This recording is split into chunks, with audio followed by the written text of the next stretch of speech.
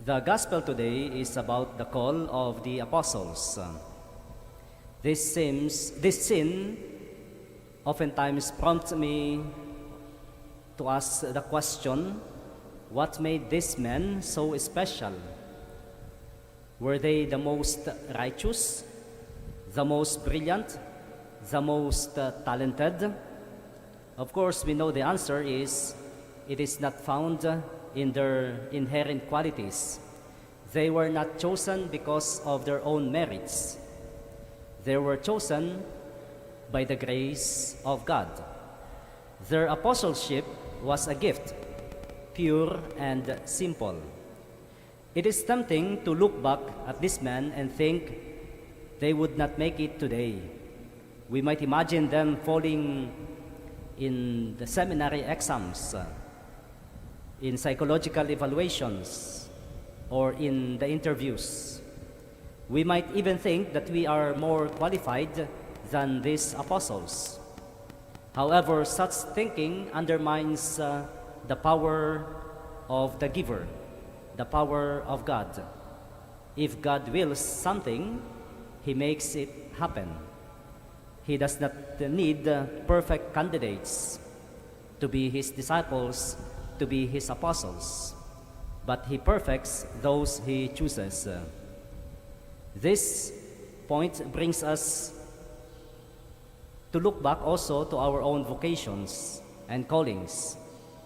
Our vocation, whatever it may be, married life, single blessedness, priesthood, or consecrated life, is first and foremost a gift from God. It is not something that we earn because of our own efforts and merits. It is a free and unmerited favor. Just like the apostles, we are chosen not because of who we are, but because of who God is, a merciful and loving God. A gift, however, is not meant to be passively received and then forgotten. A gift is meant to be cherished, nurtured, and used for its intended purpose. Those gifts that we received last Christmas, if they are still unopened, please give it to someone else. Gifts are meant to be used, to be cherished, and to be nurtured.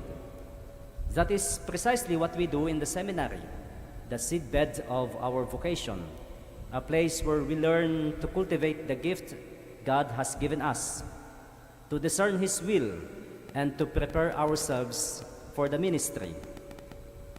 It is a place where we learn like the apostles.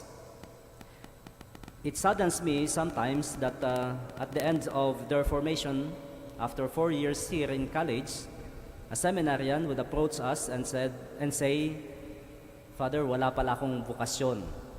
It's time to go out, panahon na para lumabas." The mere fact that you entered the seminary, may bukasyon naman. Kaya lang baka hindi naalagaan at hindi inalagaan ang bukasyon na ito. Married couples should also actively nurture their vocation within their families. Do not let your love wither through time and neglect. The love of your spouse is already a precious gift that we receive from God.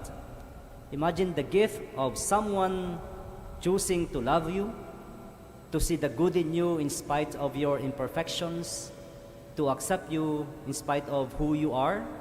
That is already a gift that is meant to be nurtured and cherished.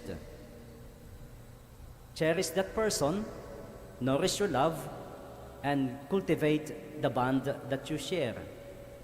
Just as seminarians are called to nurture their vocation in the seminary in preparation for our missionary service, married couples are also called to nurture their love and service to one another and to their family, within their families.